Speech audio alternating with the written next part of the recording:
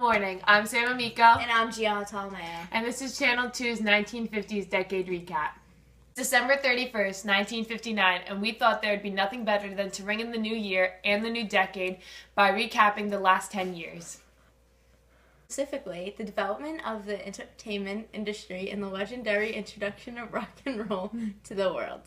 It was a new style of music in the 1950s. Adults and children were used to listening to Frank Sinatra, Perry Como, and big bands.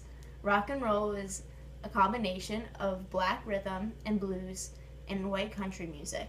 Elvis Presley was the face of rock and roll during this decade. While children worshipped this man and were infatuated by his style of music, many parents were concerned for their children. We'll be right back after these messages to talk to and try to understand a parent's point of view on the matter when we interview a concerned parent, Maggie McCormick.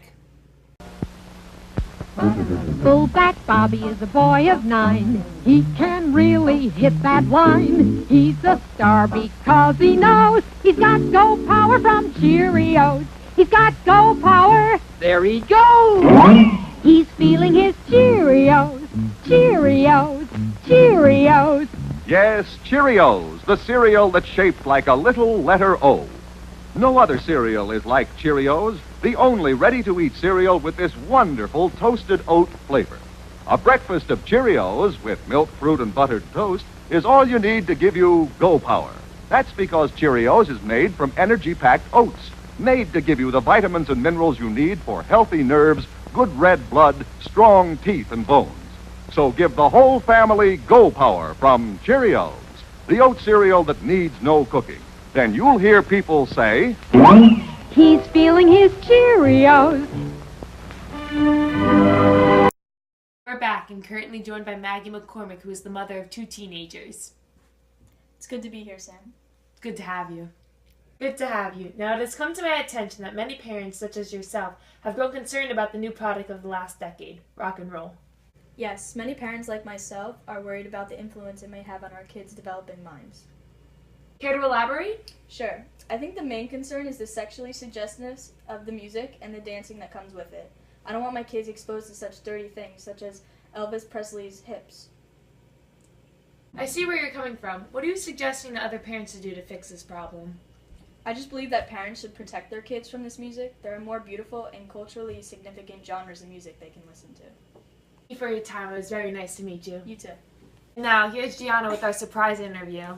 And now I am sitting here with rock and roll legend of the decade, Elvis Presley. Thank you for being on our show today, Elvis. What's your inspiration for your style of music? Thank you. Thank you very much, Gianna. Well, so my style of music is country music of the South, with the rhythm and blues of African American pop music fused together. I wanted to create a new genre of music that would be appealing to both races, considering how divided the two races have been in the past. Interesting. Now most parents, almost all parents, do not agree with your dancing or choice of words they use in your songs. How does that impact you in your music? Although the media and parents do not agree with my dancing or choice of words, I don't let it impact how I write my songs or dance while performing. The teenagers and children love it, and they're the next generation, so that's all that matters to me. All I want is for them to look back on the music I made and only associate it with positive vibes and happiness. You're truly inspiring. Thank you for being on our show. And now we will go back to Maggie with a recap of the sports of the 1950s decade. Thanks, Gianna. The decade of the 1950s were major years for New York baseball. The Yankees took the baseball world by storm, winning the World Series starting off with the 4-year win streak in 1950 through 1953, and 2 additional wins in 1956 and 1958. Key players such as Joe DiMaggio retired after the 1951 World Series, while rookies Mickey Mantle and Willie Mays started that same year. 1950s was considered the golden age for baseball in New York. The Yankees, Brooklyn Dodgers, and New York Giants dominated throughout the decade. One of the major highlights include the shot heard round the world by Bobby Thompson in the game between the Brooklyn Dodgers and the New York Giants, leading to the 1951 World Series. That's all for sports. Now to Caroline Malone with entertainment. Thanks, Maggie. I'm here now to discuss the new additions to the entertainment world during the 1950s. The first color TV went on sale to start off the decade in the summer of 1950. Television started to depict the picture-perfect family through the TV series such as Leave It to Beaver and I Love Lucy. I Love Lucy premiered in October of 1951, followed by Leave It to Beaver premiering in October 1957.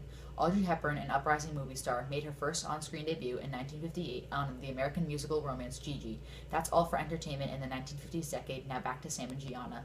That's it for our entertainment and rock and roll recap of the 1950s. Have a happy and safe new year. I'm Sam Amico. And I'm Gianna Tolomeo. See you in 10 years.